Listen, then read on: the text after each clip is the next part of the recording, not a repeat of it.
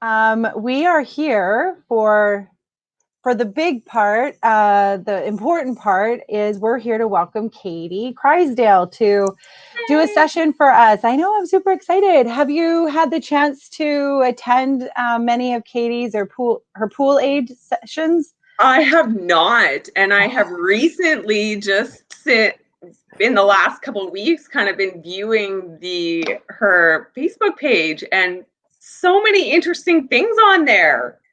I'm so excited to go back to it.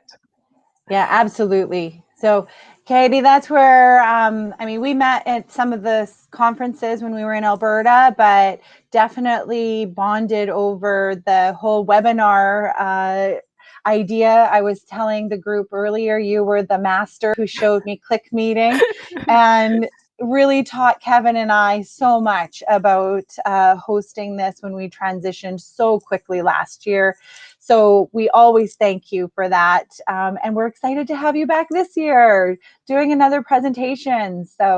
And this year it is all about, remind me again, serendipity. Which it's funny because it totally cues off of the pool aid webinars. I'll mention them briefly, but I literally could not have told you 2 years ago that I would now be known for virtual events, right? Like there is nothing on any life plan that had me doing this with you. And that's amazing, right? But that's also a gift.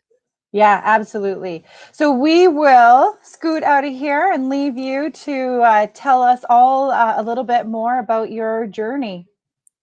Thank you so much. See ya.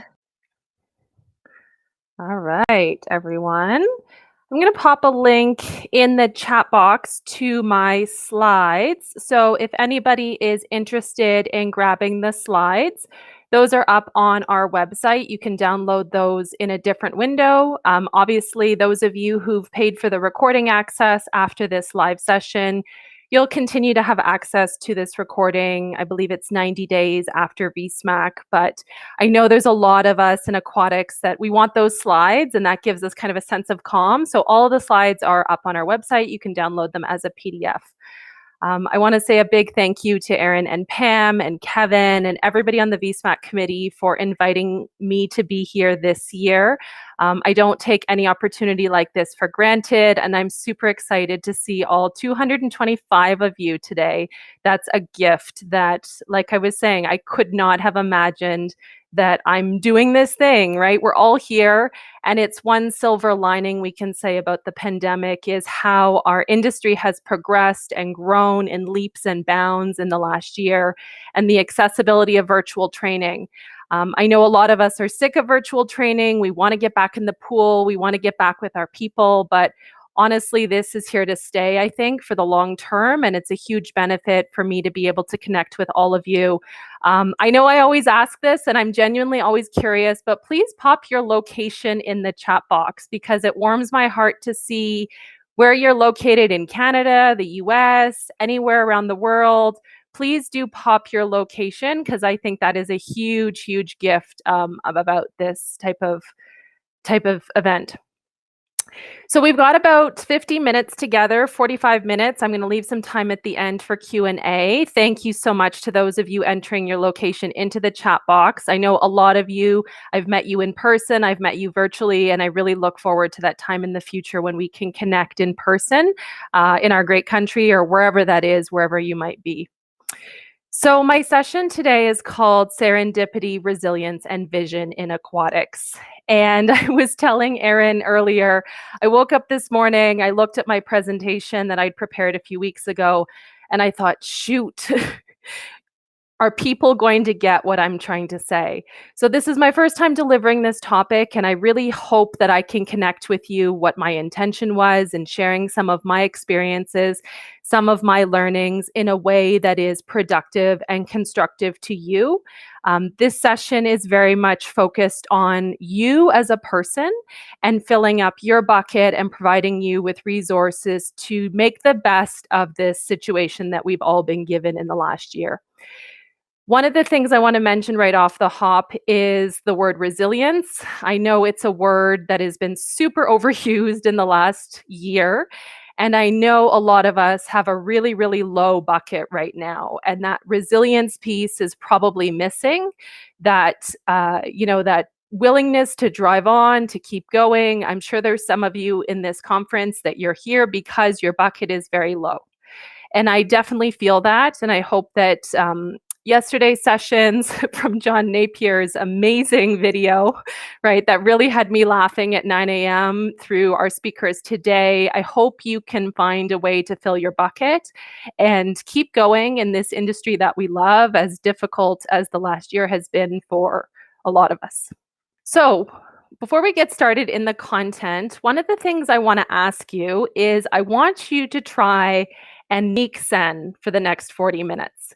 This is a word I came across recently. It's a Dutch word to do nothing or to be idle, to do something without any use. And we in aquatics, we have a tendency to multitask. We have a tendency to walk and talk. We have a tendency to take phone calls on our lunch break. We have a tendency to write notes while we're listening to a presentation. We have a tendency to maximize our time down to those minutes that we're used to counting when we're on the deck, in the lifeguard chair, teaching a program. We want to make every minute count. One of the things I want to teach you in this session is that silence and nothing is actually really critical to your success, personal and professional. And so whether that is taking the dog for a walk, whether that is, going for a drive and an ice cream by yourself, playing with your kids, sitting and staring up into space, there is a time where silence and quiet is necessary, because that's going to help our brains rewire the information that we need to be more visionary, more serendipitous, and more successful. And I think there is this tendency currently in our society to think activity is better. Activity means I'm productive. If I'm walking, if I'm talking, if I'm emailing, if I'm doing all of these things, I must be productive. The reality is that busyness is not always productive. We are people, we are humans. We're a little bit like plants, right? Some days we need sunshine. Some days we need water. Some days we need food. Some days we need nutrients. Some days we need rest. And so this constant going from one thing to the other, I recognize that a lot of us have so many commitments and we can't just stop the treadmill. Somebody has to take the kids to daycare. Somebody has to take out the garbage. Somebody has to buy groceries. Somebody has to do the staff schedule. Somebody has to do something all the time, constantly. But I want to really encourage you in this session today to be thinking about how you can build in these small periods of niksen, to build serendipity, to really double your effectiveness. And I'm not suggesting you take 40 hours of work and some new age business leader says, get your 40 hours done in 20 hours. That's not what I'm saying. We still have to do the work. And frankly, in aquatics right now, in parks and recreation in general, we are being called to do a lot more with less. And that is part of our burnout right now. But I want to really get you thinking that sometimes those 10 minutes in your workday, those 10 minutes in your personal day, maybe that's all it is, but finding what it is that you need to get that niksen. And that could include in this session with me talking today, maybe you're not writing anything down. Maybe you're just listening to me talk. Maybe you're exploring the ideas, your train of thought is moving around, and that's okay. There's hopefully nobody in your workplace that said, you need to give me a report to account for the $35 that you spent on a 2-day conference. We want a summary of Katie's session. Hopefully that's not you. Hopefully you're able to just enjoy this session, come back to the recording, come back to the slides, and it's going to be a trickle effect. You're not going to suddenly have all the answers at the end of this session, but hopefully over the next couple weeks and the next couple months, you're going to be able to have some better clarity on some issues that you're facing. So as we go into the session, you're going to be thinking a lot about who you are as a person and who you are in terms of personality type. Now, I know personality typing is a little bit contentious. Not everybody agrees that it's nature over nurture, or you can be different of how you were born or how you were raised. We as lifeguards, we're very moldable to feedback and we grow a lot throughout our careers. But I wanted to share some information about me that informs how I work and how I've had success using serendipity in my life as well as in my career and business. And I think that includes drilling down to the less superficial. So a lot of you know me from the Pool Aid webinars. You know my business, Lakeview Aquatic Consultants. We might have met. I'm a Red Cross Master Instructor Trainer for research.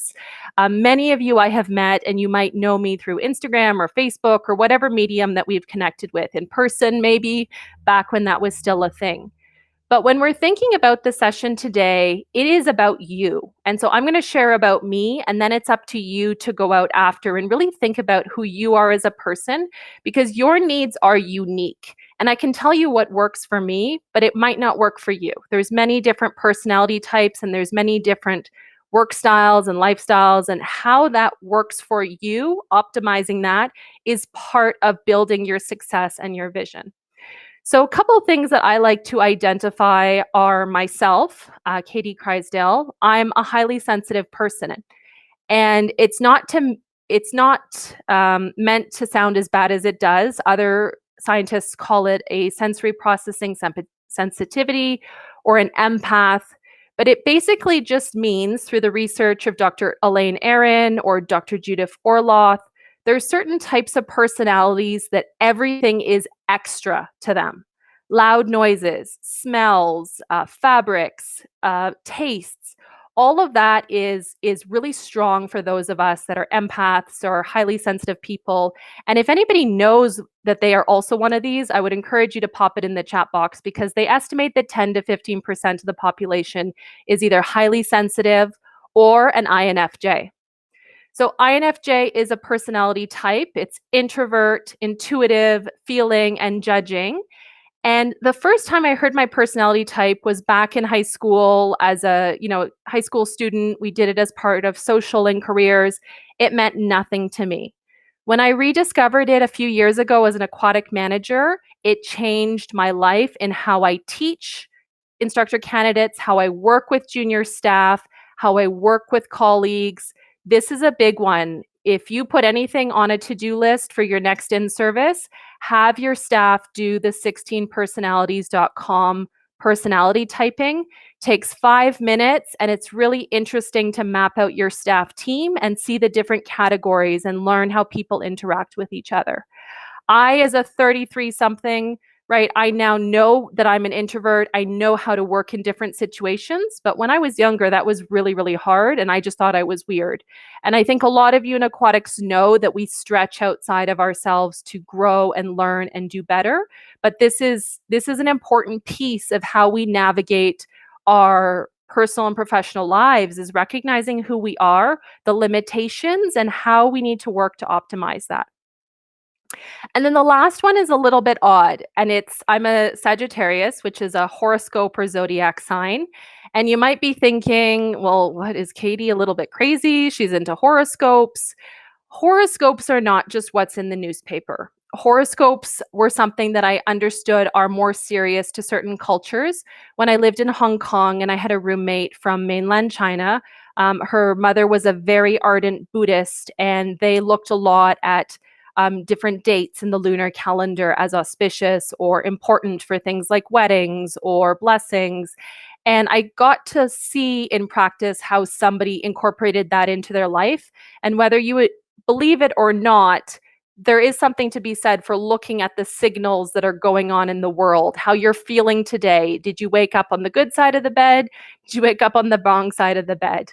So some of these different factors impact who we are as leaders, who we are as aquatic professionals, who we are as partners in our households, as parents.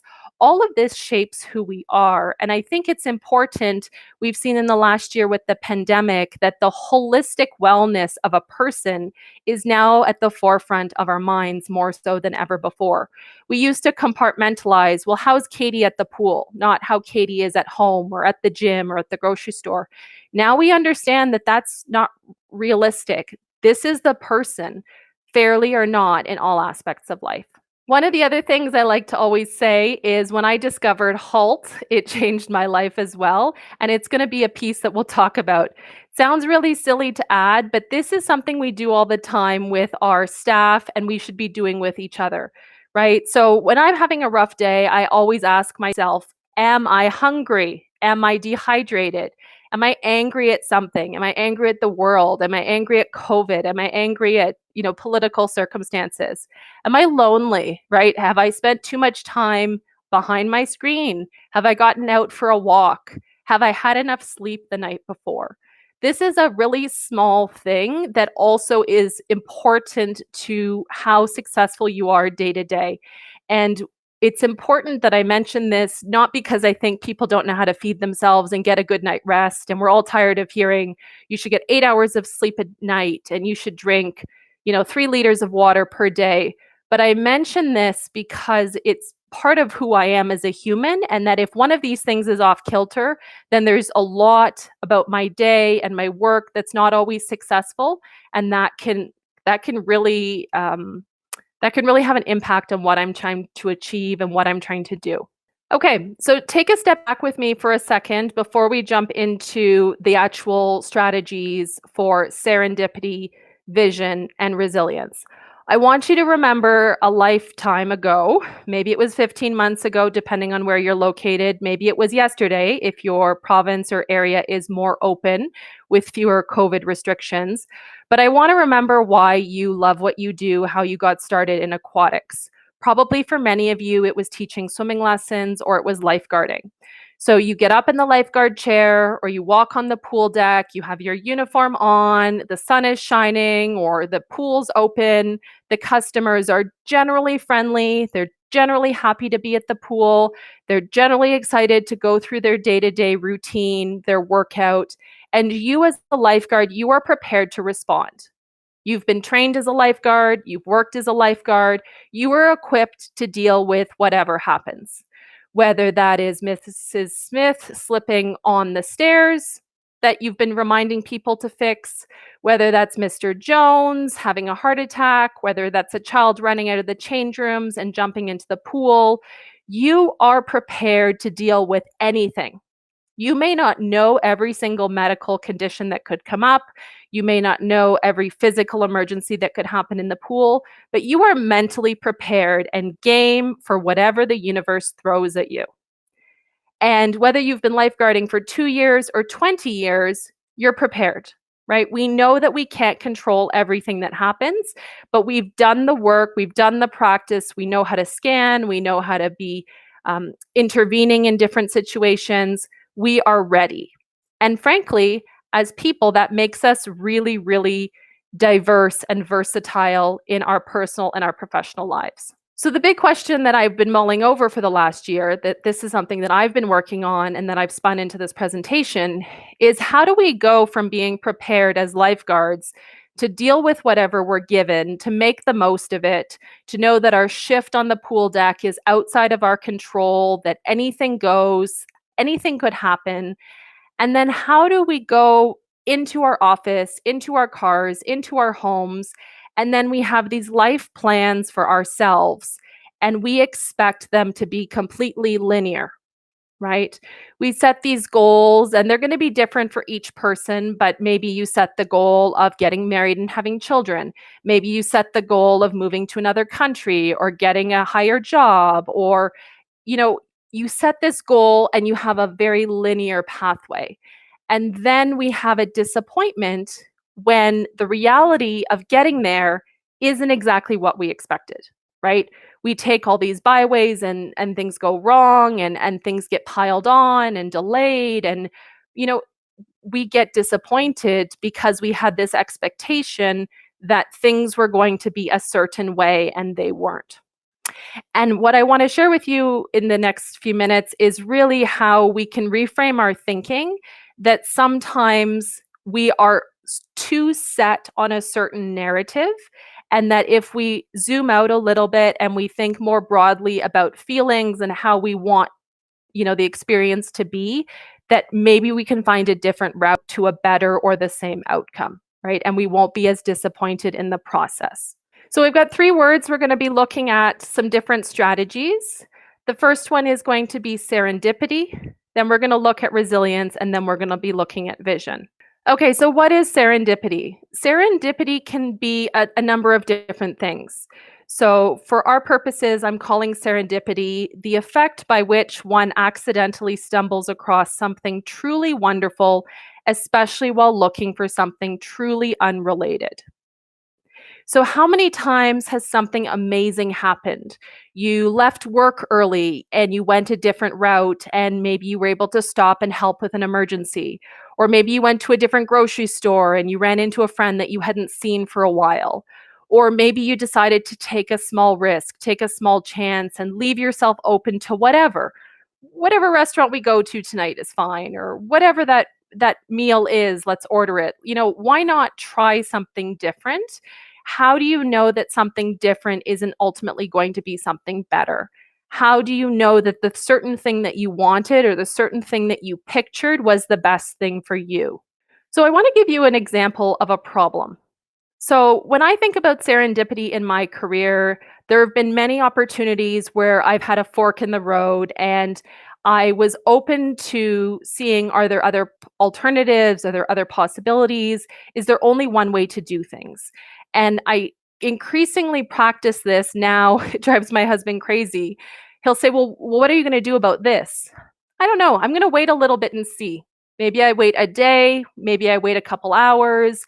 I like to give myself the space to wait and think, because often the immediate action for me personally is not the best one. Okay, obviously I'm not talking about safety circumstances, but maybe there's something in my workday that I need to figure out and I don't know the answer right away. So here is a problem I had last year. My problem was I can't answer each client's phone call fast enough to spread information about the changing situation. That's literally how I came up with the webinars last year. So my phone was blowing up. I had back-to-back client calls. I could not take everyone's phone call. I had constant messages, constant texts. I could not answer everyone's phone call. That problem needed a solution. That is literally, my brain just went, oh, well, I'll do a webinar. I'll invite everyone to the webinar, and then we'll share the information. Now, for those of you who were kind enough to come to my webinar series last year, you know that the webinars went far beyond that, right? But that's the kind of creative thinking that I practice in my day-to-day and in my work. And I'm going to give you some strategies for how to do that. But I do want to encourage you right off the bat that I have been consistently rewarded by this serendipity, by this open-ended thinking, by this, giving myself some time, 10 minutes, 20 minutes to stop and think. Bill Gates calls it his CPU time. There's a documentary on Netflix where they talk to Bill Gates and he talks about his process. And he just loves to read and think, and he gets his best ideas that way.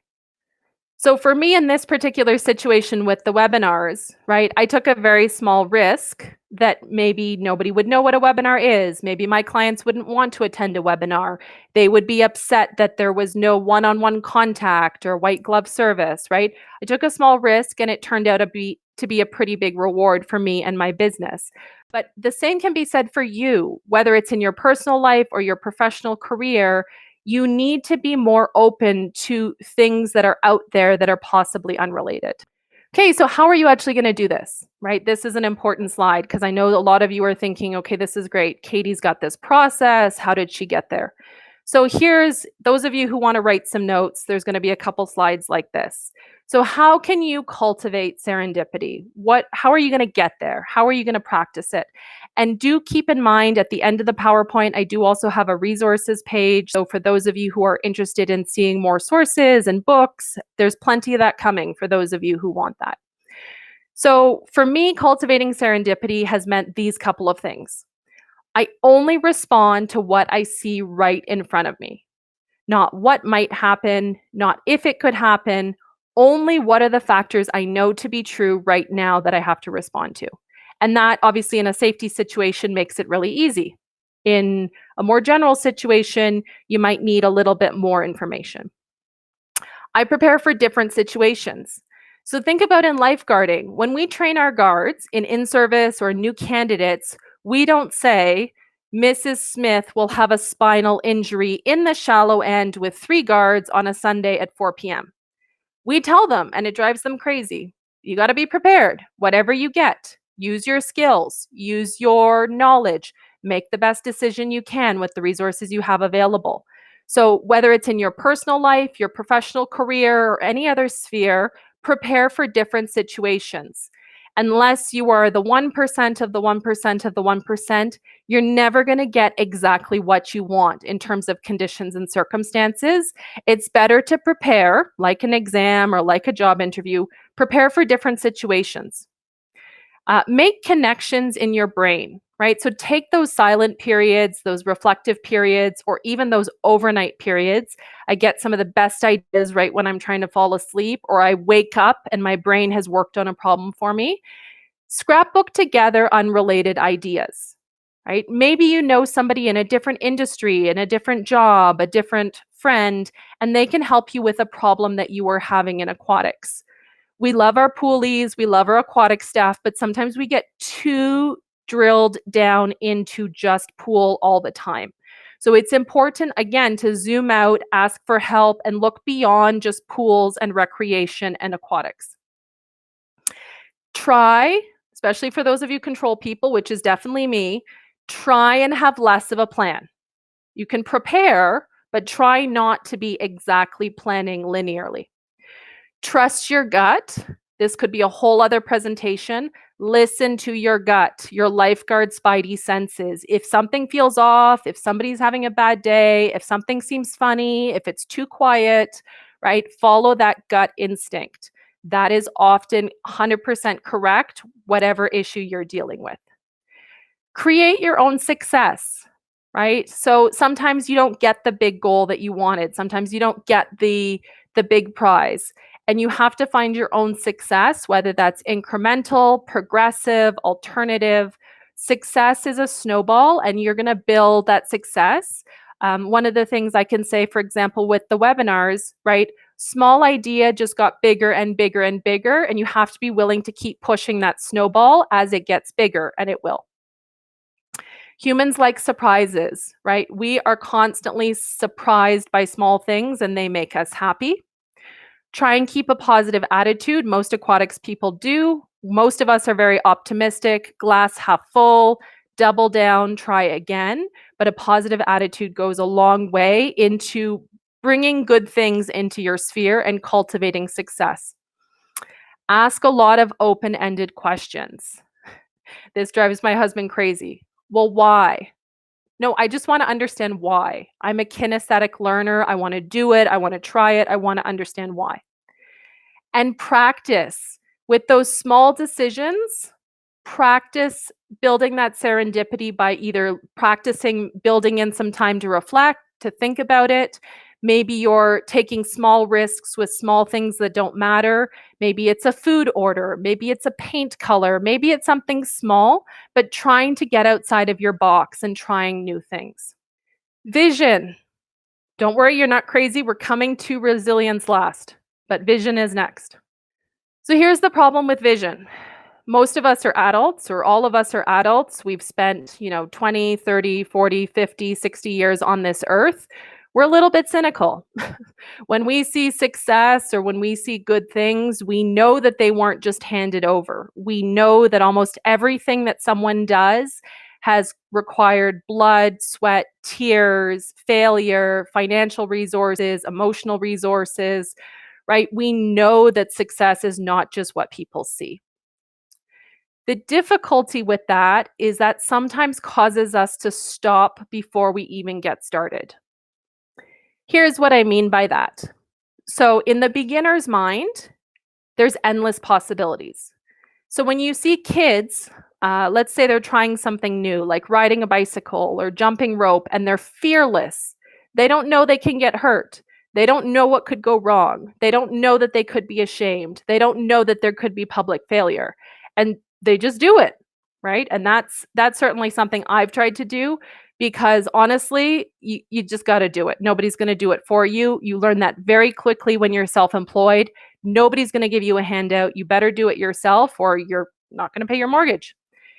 In the expert's mind, as we get older, we become more adults. We've seen, the the earth go around the sun a few times. We become more cynical and we think there's only a few ways that'll be successful.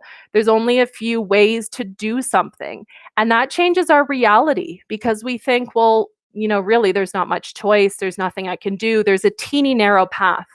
And I think this is the other thing I want to really encourage you when we talk about vision is your vision needs to be more wide. It needs to be more open. It's not just, I want this house and this vacation and this retirement and this wedding ring. And, you need to be more open, and that's going to create a lot more happiness for you, in my personal opinion, than being more narrow and only accepting certain types of success. All right. So how can we expand our vision, right? So right now in the chat box, if you have a goal that you're willing to share, pop that in the chat box. Maybe it's a dream vacation, maybe it's a retirement goal, maybe it's a facility goal, it's a goal for your children. Put a goal that you have in the chat box, and then let's think about how we can expand that goal. So I'm seeing fruit garden, right? Starting your own business. I'll give people a chance to type. I know I had kind of lulled you into buying a home, finishing a book, university, driving around Australia in a van. That's amazing. I could never do that, but I love that idea. Graduating university, getting a good work-life balance, upgrading certifications, actual days off. Yes, the struggle is real for pretty much all of us right now. There's almost no days off. Swim with sharks, LSAT, getting out of the house. Okay, so whatever your goal is, that is amazing, and I do support you in that goal. What I want to also add is let's expand that vision, because a goal is just one part of your vision. Your vision could be that work-life balance. That vision could be financial security or financial independence. Vision needs to be more broad in more areas of your life than just one thing. When we were in high school, for example, most of us had a certain goal, maybe to go to college or university or get a job. Then when you finished that, you had another immediate goal. And so we were very sequential and methodical. The wheels are turning.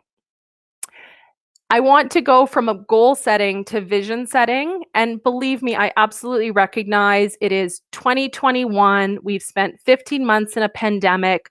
A large part of Canada is deeply in the suck still. There's not enough vaccines yet. I'm not suggesting you create a vision that is completely separated from reality. Maybe your vision is taking half of Saturday this weekend off.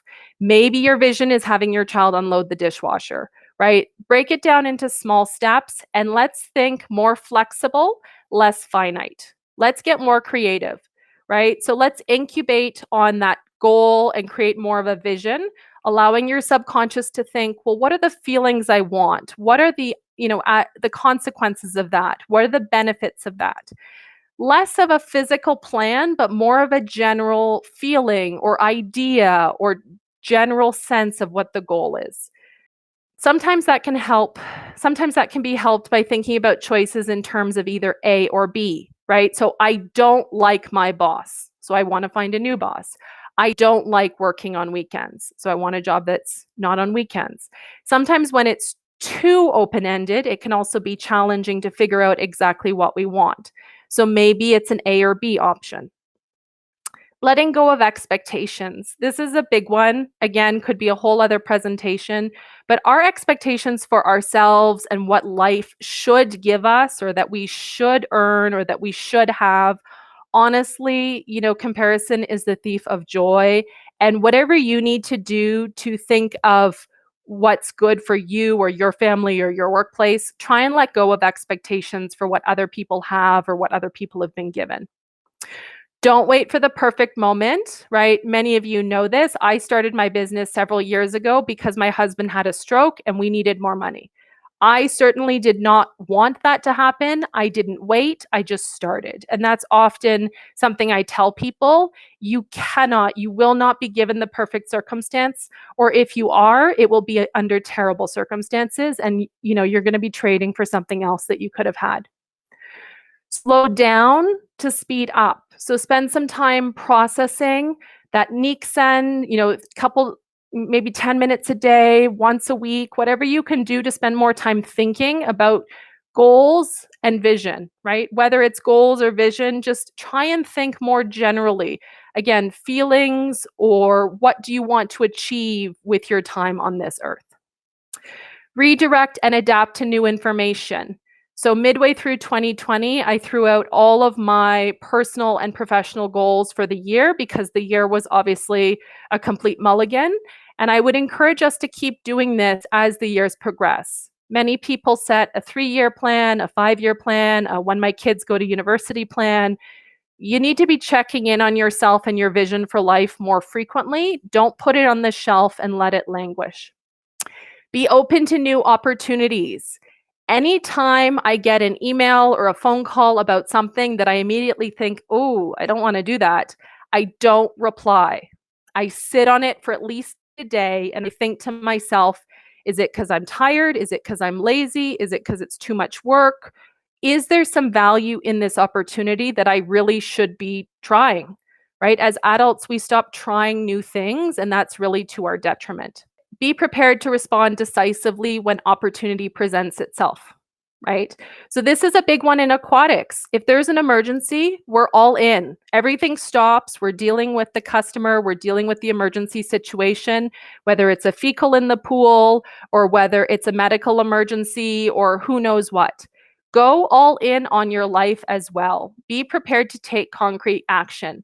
So whether it's a sudden day off and doing something special for yourself, whether it's a gap in the schedule and changing up your day, I mean, you need to be prepared to react in your personal and professional life the same way you do on the pool deck.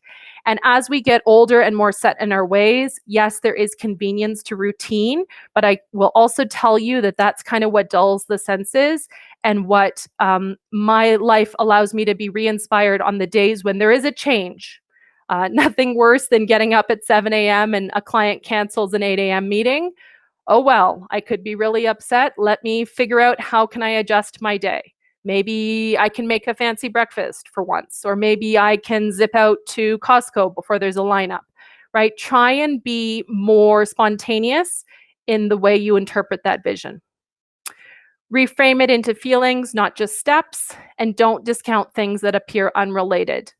I couldn't tell you the number of opportunities I've had in my career in aquatics that came from outside of aquatics, that I had an opportunity, I met a person, or I had information that I was able to cross-pollinate. And maybe people thought I was weird, but it worked for my brain and who I am. So if you didn't get that from everything I just said, the biggest thing you can do is start. So like your kids, falling off the bicycle, scraping their knees, unconcerned with how they appear, how silly, how stupid, how foolish. We just need to start.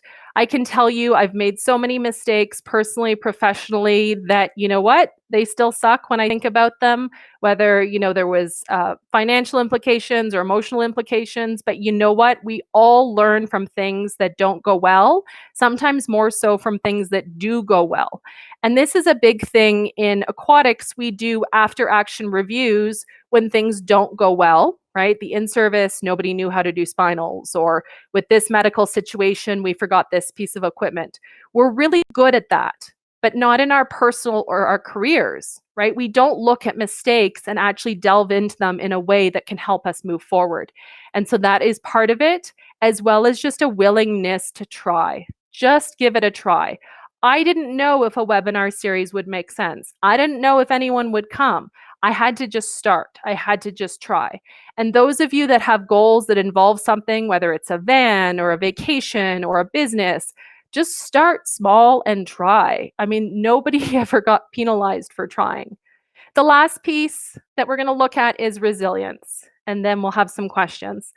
So resilience, as I said, we're all tired. I 100% feel you. Those of you with your buckets really, really low, just going one foot in front of the other until we get through summer, until we get through 2021, until we get through, double vaccines, until we get through whatever. I feel you. And I'm sorry that this might be a trigger word even for some people, because resilience is like, yeah, we got it. But here's what I want to say about resilience. We need to retain that last shred of resilience. That's where I think most of us are at. I'm not suggesting we build it. I'm just suggesting we hold on to what we need to keep going for, let's be honest, probably another 8 months before we see some normalcy.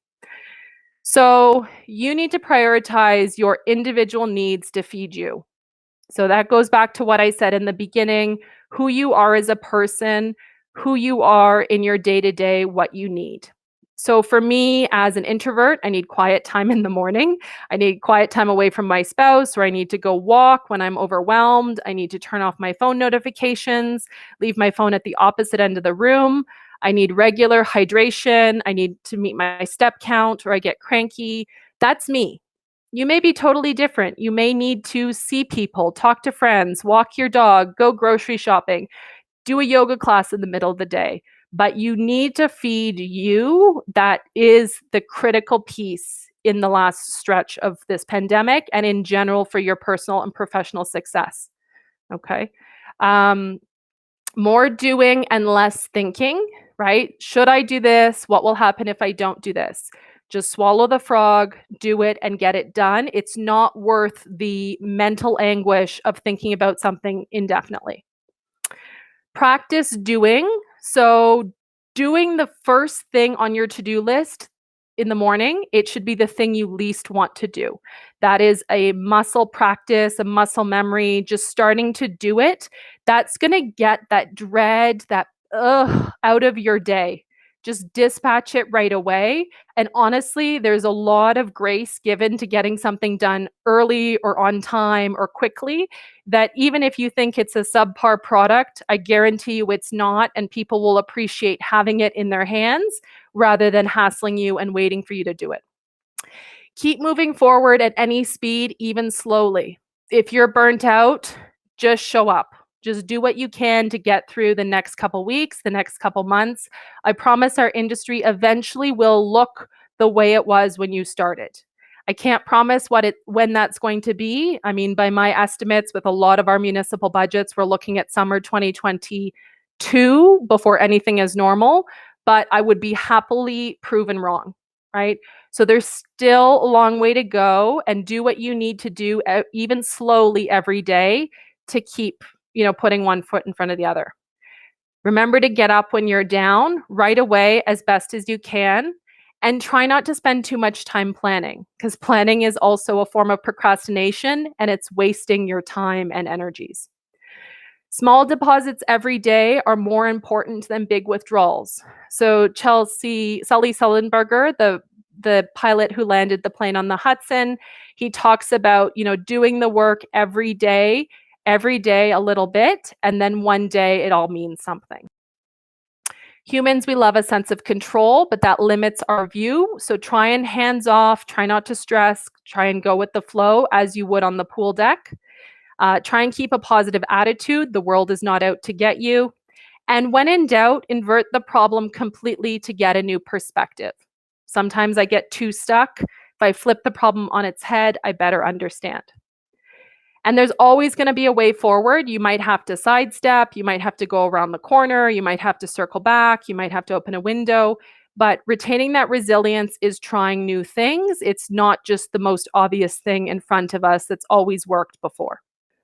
So for me, the biggest thing that I've been living the last year, and in general, this is something I've always done, but do your best to show up even when you don't know what the outcome will be. The reality is that most of us in aquatics, we are extremely qualified professionals with years and years and years of experience under our belt, and you are equipped to deal with all kinds of things happening or changing or being thrown at you, whether in your personal life or your professional life or whatever other trauma or negative experience you've got going on right now.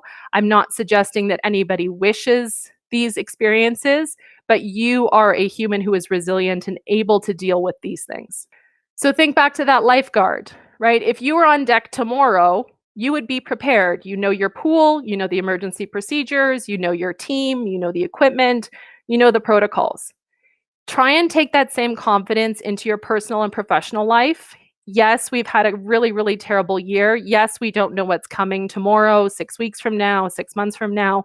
But if you try and develop that same confidence and be aware of your own ability to work with what you've been given as it comes down, I think you're going to find a lot more success and personal fulfillment by being open to what can come, as opposed to very stuck on a specific narrative and then the disappointment that comes with it not going exactly as you had planned.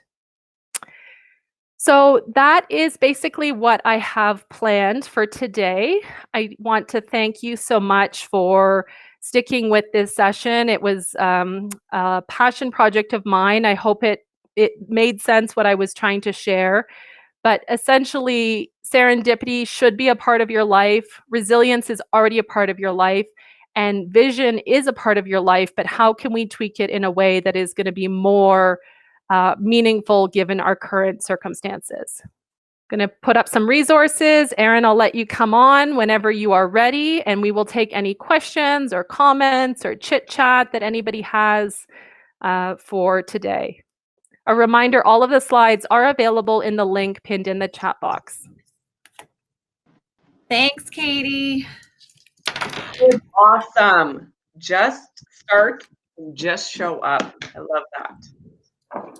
Well, and I mean, again, we got to stick to the elephant in the room. Like, I get it. You can't really show up to a lot right now. I have to plan when I can go to the grocery store and there's going to be less than 10% occupancy, right? So that's the one kind of asterisk I wish I could give to this whole session is there's a lot of suck for those of us in provinces right now or locations that still have tremendous restrictions and tremendous, personal and professional frustrations.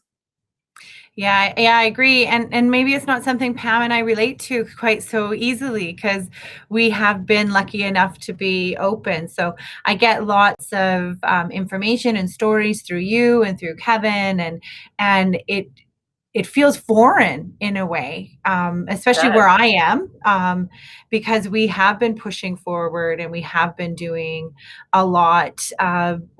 So I feel really stuck in the middle. That's my place. Yeah. Where we have just this, one extreme of individuals who believe in one way and another extreme individual believing the opposite. And I just want to stay open.